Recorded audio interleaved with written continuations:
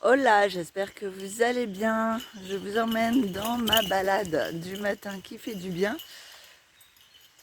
Ah, j'ai encore les yeux pleins de sommeil. J'ai super bien dormi. Euh,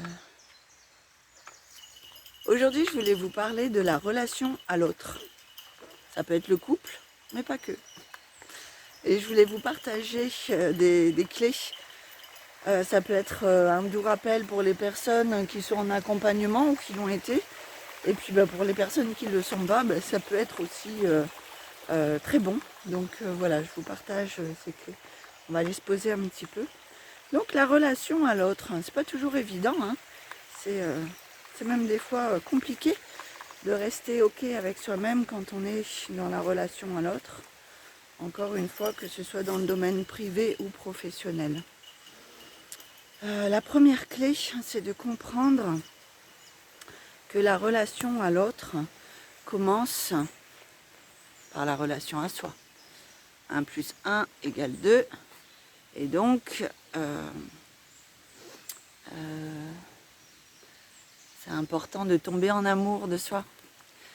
C'est ce qu'on voit en Ayurveda, hein, c'est tomber en amour de soi avant de tomber en amour à l'extérieur pour justement faire une rencontre ou être dans la relation à partir d'un endroit qui est nourri et non pas aller combler l'amour qu'on n'arrive pas à s'apporter et aller le chercher dans le regard de l'autre.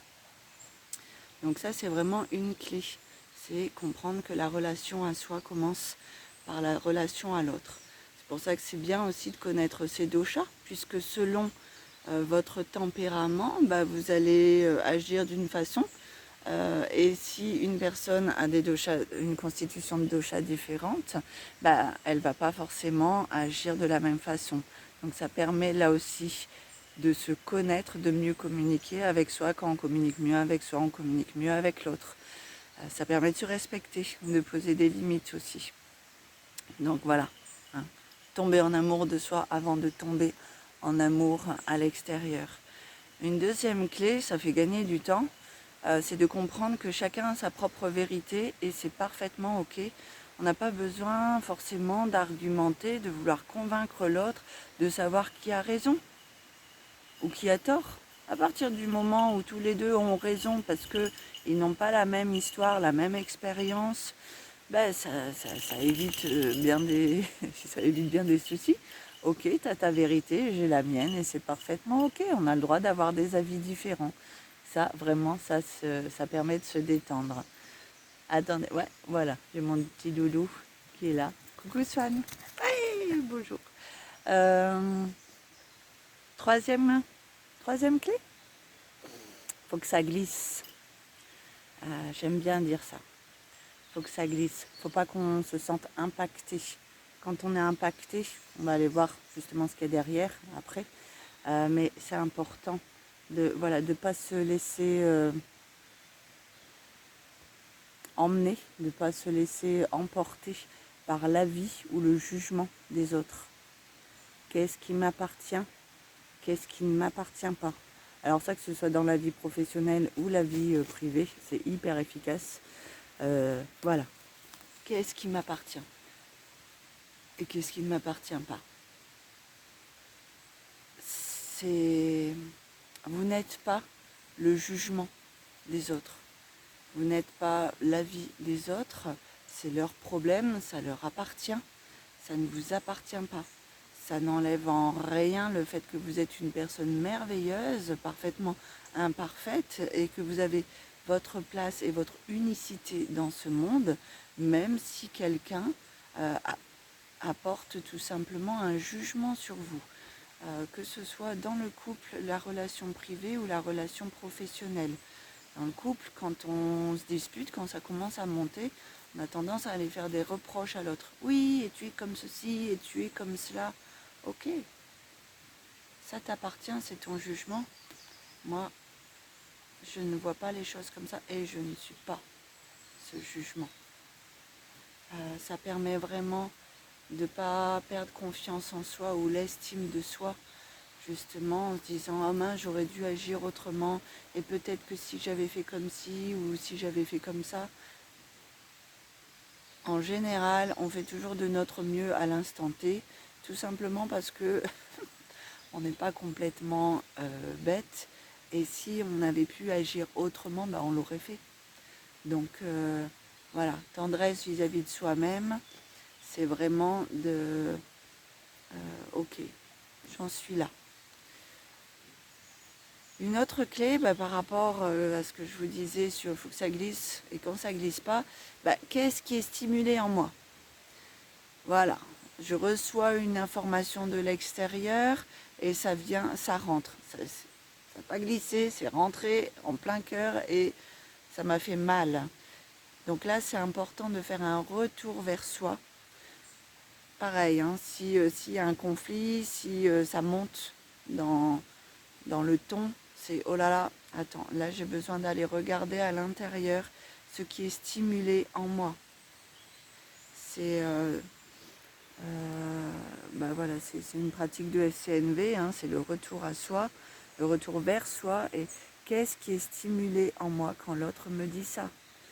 Est-ce que c'est une blessure? Est-ce que, enfin, où en est l'estime de moi, l'amour de moi? Qu'est-ce que j'ai fait? Donc c'est d'aller regarder ce qui se passe en soi.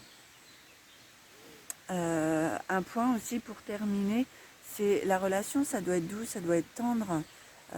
On n'est pas dans le monde des bisounours, on est bien d'accord, et on a chacun notre histoire. Par contre, c'est suffisamment compliqué à l'extérieur pour que, parce que ça je l'entends régulièrement, pour que ça soit la relation, surtout dans le couple, pour que ce soit un endroit de travail. J'entends régulièrement, hein. Ah là là, il me fait travailler ça, elle me fait travailler ça, et nanana, nanana. Alors, moi je préfère déjà employer le mot cette personne me fait évoluer. Voilà, c'est un cadeau. Et vous voyez, c'est quand même une connotation positive et bienveillante. Et c'est pas, ouais, je dois travailler, je dois comprendre quelque chose que j'ai pas compris. Là, on est vraiment à un endroit où je suis pas assez bien et je dois m'améliorer. Et donc là, on n'est pas dans un état de paix intérieure, on n'est pas du tout dans un état de sérénité, comme quand on... bah voilà, ouais, là je suis en train d'évoluer parce qu'il y a un truc que je n'avais pas conscientisé, et voilà, c'est un cadeau. À partir du moment où c'est tendre, c'est toujours la même chose, hein. À partir du moment où c'est tendre et c'est goûtu, et même s'il y a une phase inconfortable, avec sa petite clochette, euh, c'est ok, voilà. Le couple doit rester quelque chose de tendre et de réconfortant, euh, de cajolant, c'est le mot qui me vient. Voilà, c'est pas un endroit de travail, il y a déjà assez à l'extérieur. Donc, parce que c'est très vite facile quand on tombe dans ce je dois travailler, je dois travailler, je dois travailler. Oui, alors en gros, vous n'êtes pas assez bien pour l'autre et vous devez vous améliorer pour qu'il vous donne votre amour. Pas ça. Et puis le il faut et je dois, gardez en tête cette petite phrase. Il faut et je dois, c'est pas pour moi. C'est j'ai envie, j'ai l'élan. C'est mieux.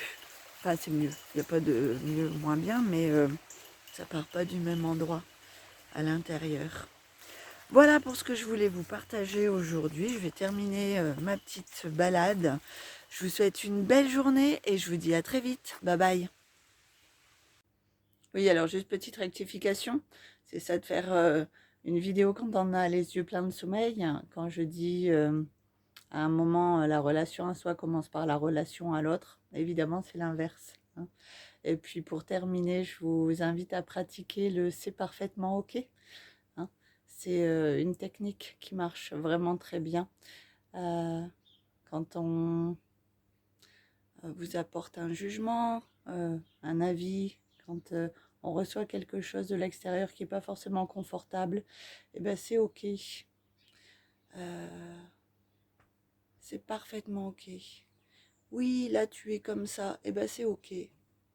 Voilà, je vous laisse pratiquez. Je vous souhaite une belle journée. N'hésitez pas à mettre votre avis. Et puis à bientôt.